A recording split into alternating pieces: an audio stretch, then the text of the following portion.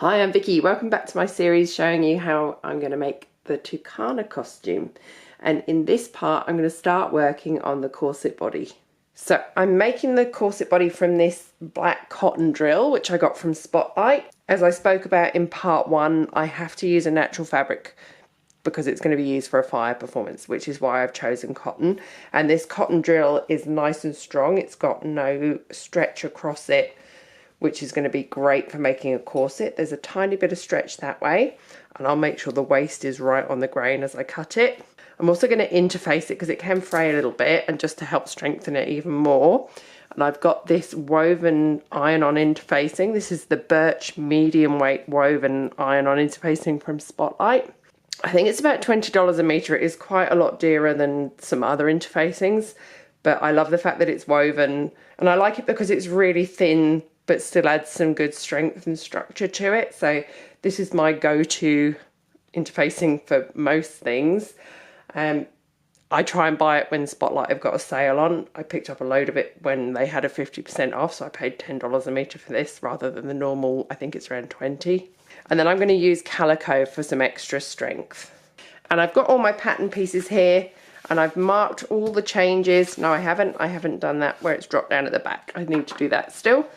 Once I've done that, all my pattern pieces are ready. I've changed the neckline to get that nice shape that I had drawn on the toile in part one.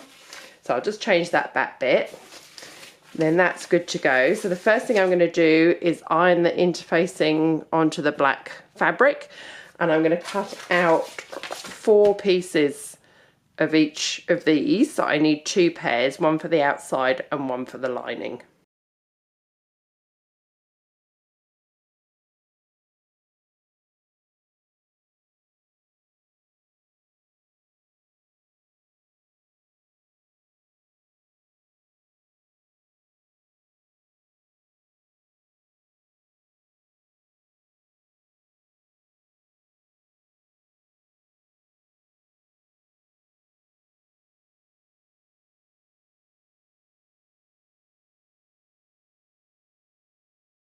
I've now got 2 pairs of each of the pattern pieces cut out from my black cotton drill with the interfacing fused to it. For the centre front, I'm going to sew the zip in so it's as hidden as much as possible. My pattern piece just had a 1/2 inch seam allowance at the centre front, which is fine for the lining, but I've cut just an extra 1/2 inch on the centre front pieces for the outside. So I've got a 1 inch seam allowance on the outside 2 pieces. Next, I'm going to attach each piece to a layer of calico. I'm making sure I line my waist up with the grain of the calico. And again, I'm using the direction of the calico with the least stretch to go across the waist. So I'm just going to hand baste it together and then cut it out.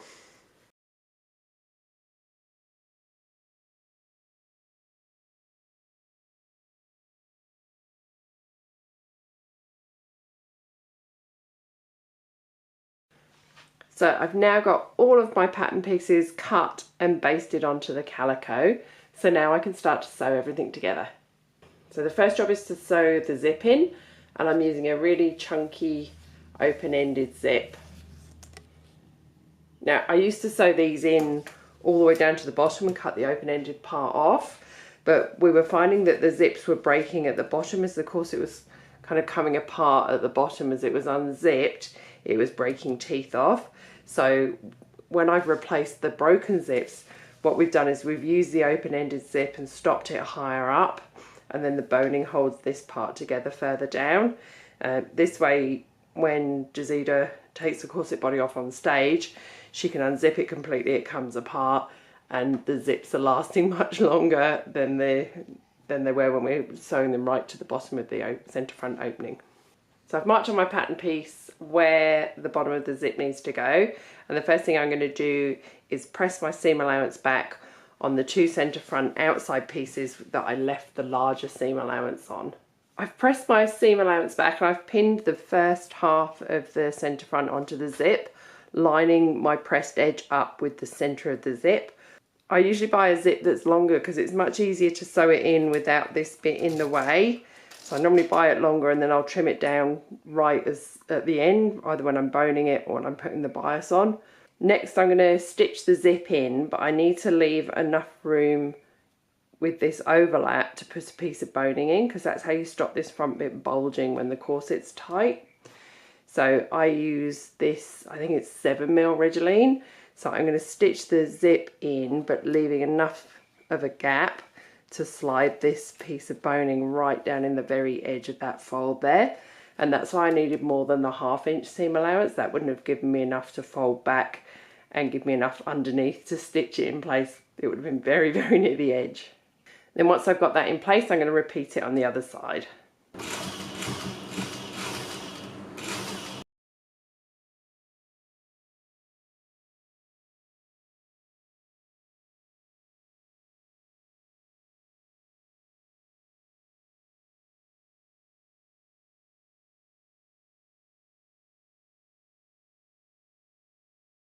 This is how my zip looks sewn into the centre front. I've lined the edges up as neatly as I can together, which is going to give us a nice concealed zip. So the next thing I need to do is turn it over and grab my 2 lining pieces and line them up.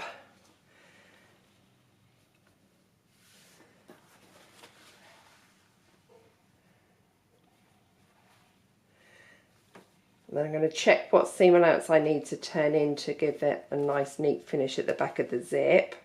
Now I've checked that, I'm going to press my seam allowance in on both of those, and then I'm going to put them back together exactly like this and tack all the way around this edge, up here, and then down the neckline.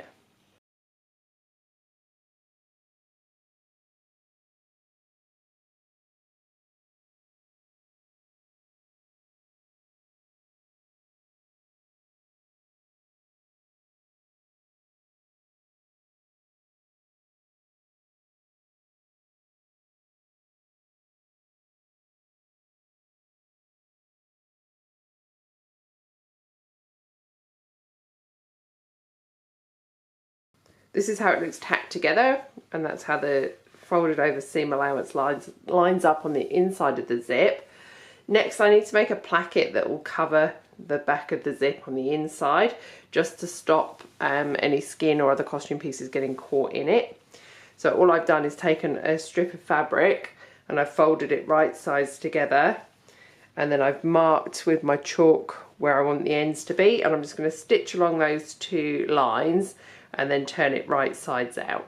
I've stitched the edges, turned it right way in and pressed it, and then I've just stitched my open raw edges together, and I don't need to worry about finishing them because it's going to be tucked in and underneath. Then that's going to sit in under there and provide that coverage from the zip opening and closing. And next I need to insert it and stitch all my layers together. So I'm going to take the 2 halves apart.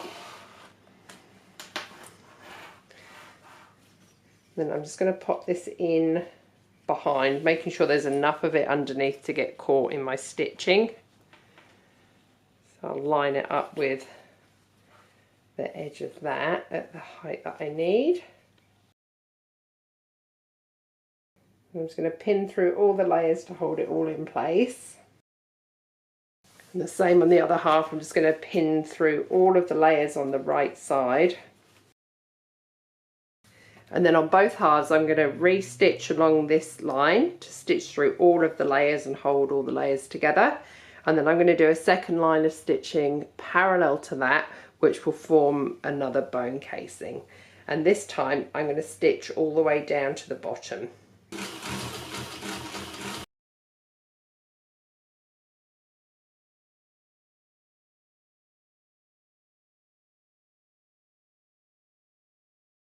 This is how it looks with the zip sewn in. So I've got the flap here, which will be boned to stop it pulling open when it's worn, and then the 2 boning channels here. And that's how it looks on the inside. So you've got the little flap here that'll stop that zip pinching skin when it's worn. The last job I'm going to do is completely optional, and I'm doing this because this is going to be really heavily rhinestoned. In the past I haven't added this, and when it comes to replacing the zip I have to unpick all the rhinestones, pick them all off do the zip and then glue them back all on again. So what I've started doing is adding an extra piece of fabric down the front, like that. And what I do is I machine stitch it here, and then I just hand sew it down to the very edge here. Once it's rhinestoned, you don't notice it, but it means that if I ever need to replace the zip, I can just undo the hand stitching, move this back, which will have all the rhinestones plus all those stripes as well on it, so it means I don't have to take those off.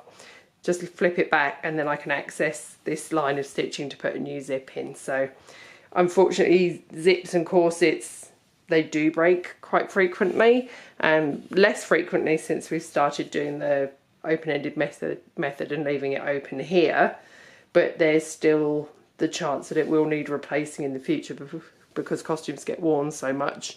And performers don't always have the time to be super careful putting them on and off. So this way, yeah, it will just make that future bit a little easier. That's the end of this part. I thought I'd go into some detail of how I do the zips just because it is a little bit different to how I've done it in the past. In the next part, I'll show you how to join all the panels together. See you soon. Thanks for watching.